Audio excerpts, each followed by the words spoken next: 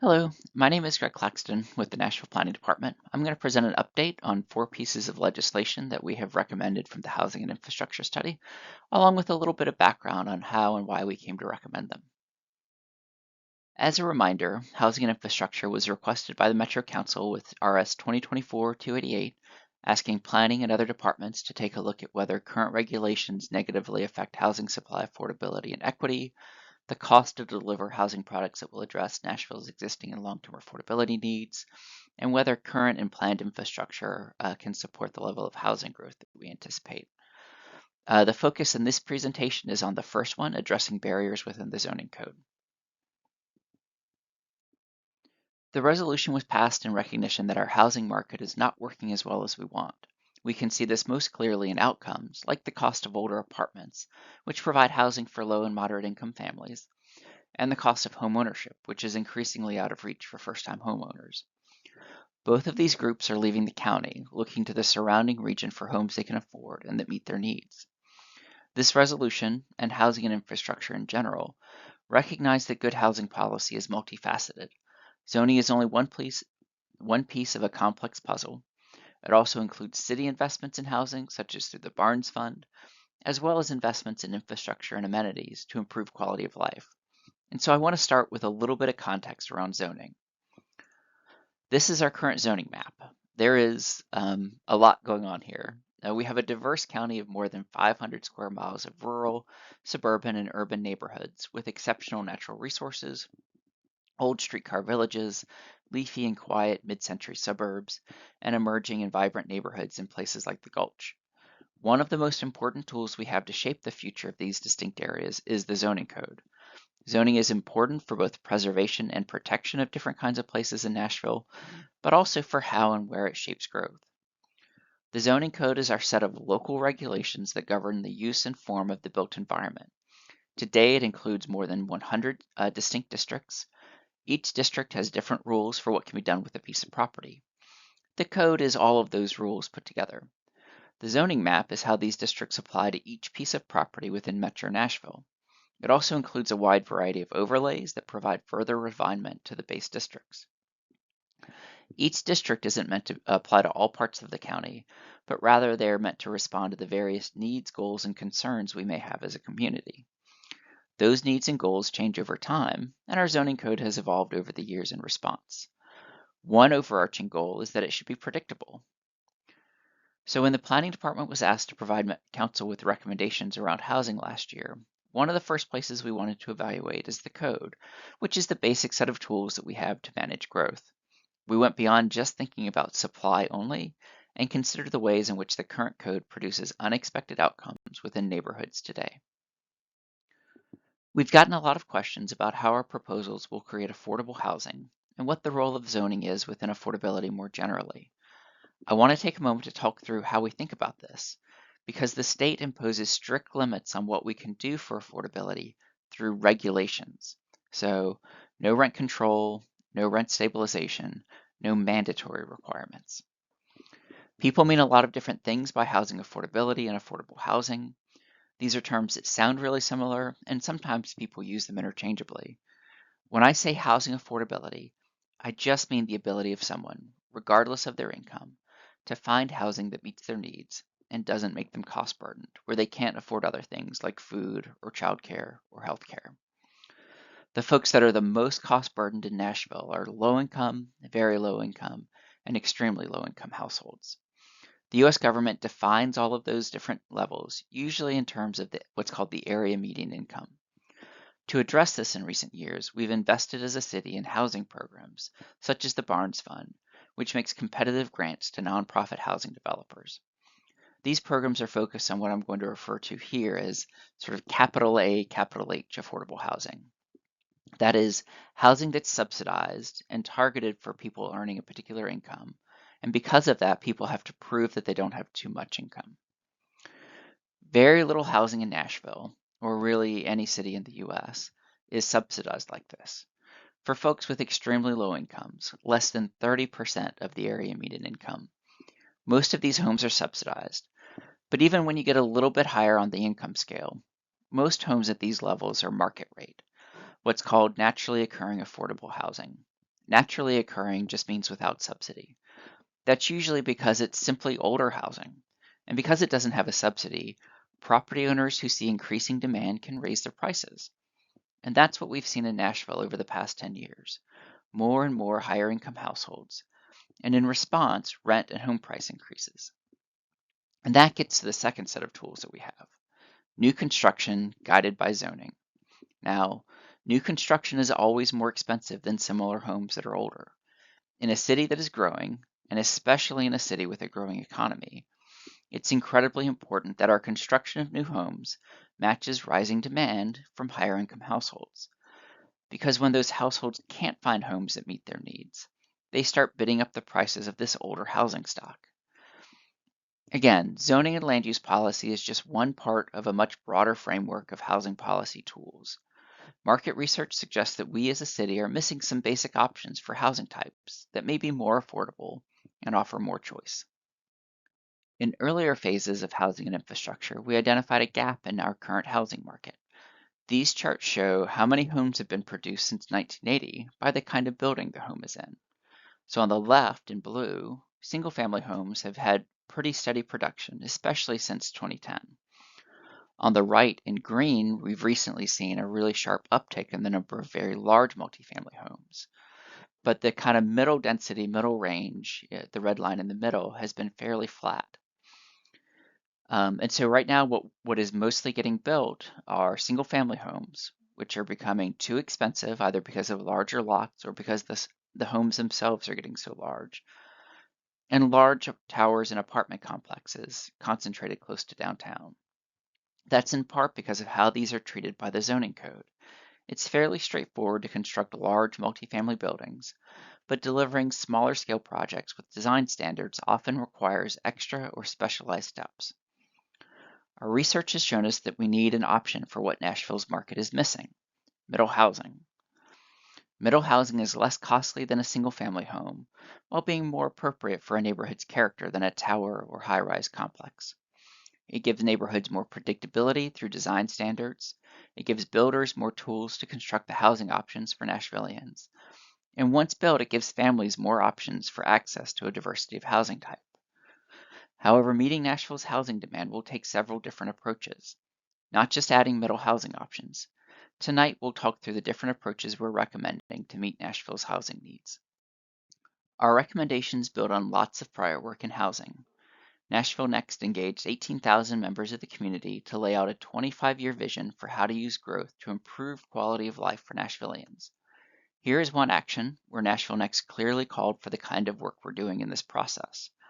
Amend the zoning code as needed to provide increased opportunities for housing types such as alley houses, cottage developments, triplexes, quads, manor houses, and courtyard flats. In 2021, Mayor Cooper convened an affordable housing task force. This task force recommended looking to improve opportunities for middle housing and ADUs, improve the planning, zoning, and land use policies and processes, including gentle density and streamlining for middle housing creation, and allowing property owners to add accessory dwelling units on their lot. It also recommended that Metro create a permanent civil staff to oversee housing efforts in Metro, as well as a comprehensive market study to better understand our long-term housing needs. That civil staff became the Planning Department's housing division, made up of 13 positions, and the comprehensive market study became the Unified Housing Strategy, which, in addition to giving us a firm foundation for understanding our current housing market, also recommended that we evaluate and adjust zoning and land use policies to unlock development opportunities, expand housing types, and increase housing production.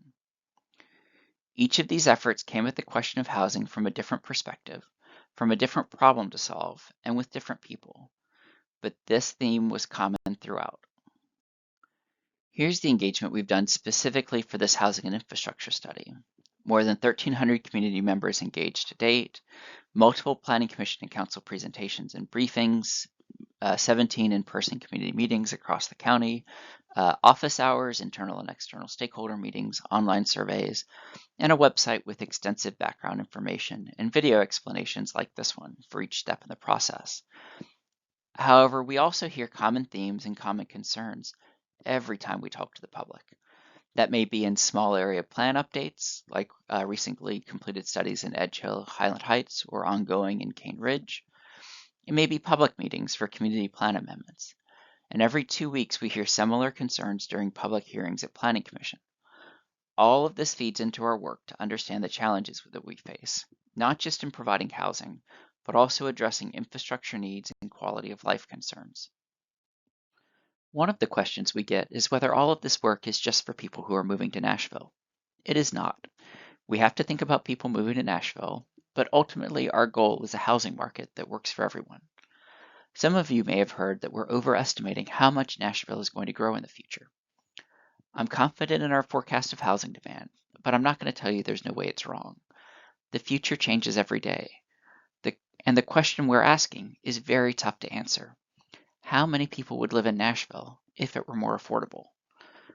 What I can say for sure is that the alternative that critics point to, the Boyd Center from UT, their forecast is simply not designed to answer that question. Their method assumes that recent trends continue, and one big recent trend is people moving out of the city because of the cost of housing. Because of that, I want to talk through some of the people we're planning for and why we're planning for them.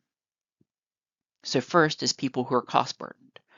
50% of Nashville renters pay more than 30% of their income for housing. 30% is usually the line where people assess whether someone is cost burdened by housing or whether their housing is affordable. 22% of Nashville renters pay more than 50% of their income on rent. These are people for whom the choice between paying the rent and paying for food or childcare or health care is a very real choice. Not all Nashville renters are cost burdened. Some are looking to become homeowners. In 2012, the typical home in Nashville was $20,000 more than what the average renter could afford. By 2023, that gap had grown to nearly $200,000. Renters increasingly have trouble becoming first-time homebuyers and staying in Nashville. But it's not just renters who are affected by the current housing market. Any Nashvilleian, owner or renter, whose housing needs change over time. So across a person's life cycle, their housing needs may change because of changes in job, forming a family, kids growing up or moving out, and simply wanting or needing to downsize. And that brings me to the last group, which is today's youth. Over the last decade, Nashville has averaged 9,000 kids each year who turn 18. Each one of them doesn't need a new home the moment they turn 18. But over time, the affordability of Nashville, the affordability of the neighborhoods that they grew up in, mean they may not be able to maintain roots in the community they grew up in. I know planners sometimes drop a lot of acronyms and jargon in, and unfortunately I'm going to do that throughout this presentation. I try to say the whole word the first time I use something, but it's easy to lose track, especially between R and RS and UZO or USD. Here are some of the terms and acronyms I use in today's presentation. We've also put these on our website under the Text Amendments tab, labeled Legislation Overview and Common Terms, so that you can always check and see what these acronyms mean. So that's a little bit of background on how we got to these recommendations. At this time, we wanted to make sure that our building blocks, the code, provided a strong starting point for any discussion with the community. We've recommended 4 pieces of legislation to the Metro Council. I'm going to talk through these in 2 groups. First are changes to current zoning districts, BL 2025-1006 and 1007.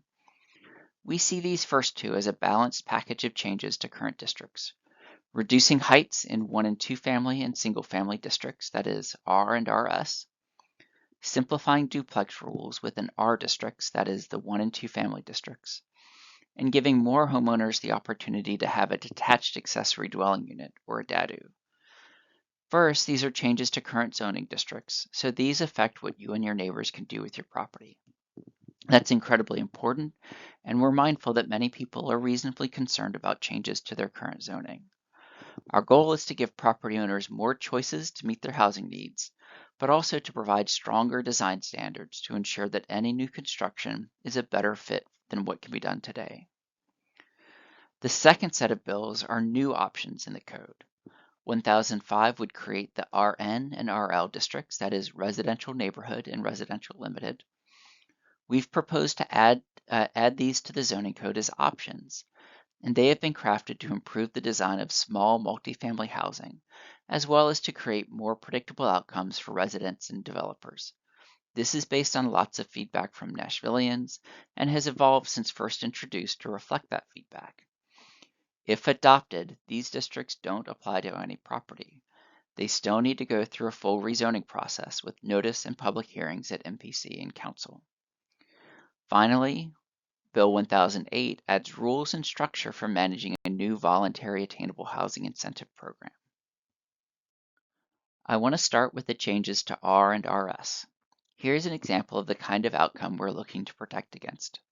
This new home in blue is more than 42 feet tall, much larger than the homes on either side. Ever since Nashville's economy came out of the recession in the 2010s, we've heard concerns about heights and have responded with a patchwork of overlays, such as the contextual overlay or two-story overlay. Those were reasonable steps, but we don't think they sufficiently address the underlying issue. So our balanced approach to the current 1 and 2 family and single family districts is, first, to improve their design quality.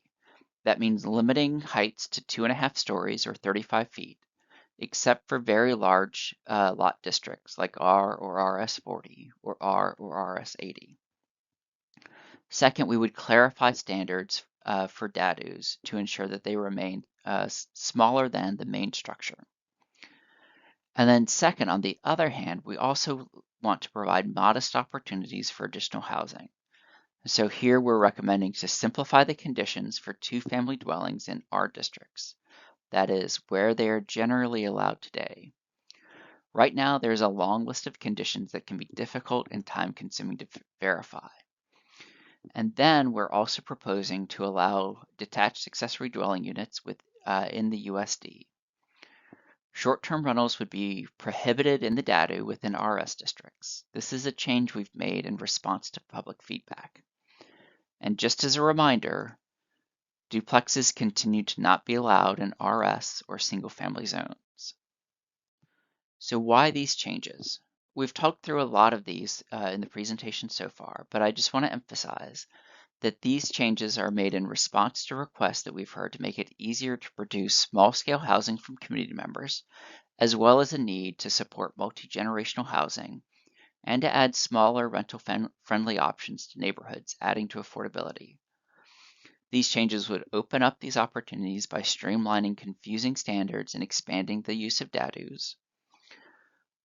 On affordability, these won't solve all of our housing affordability challenges, but we do think that altogether these are a moderate step towards simplifying and improving the code. For DADUs especially, we don't see this as playing a big role in meeting the county's overall needs, but if you're a family that finds yourself needing one, it can be incredibly important. Finally, we've heard that new infill development in neighborhoods can feel out of touch with neighborhood context, so the changes to height can help make sure that new housing better fits within our existing neighborhoods. This balanced approach should support more clarity and predictability for everyone, so that we have less surprising outcomes from new development.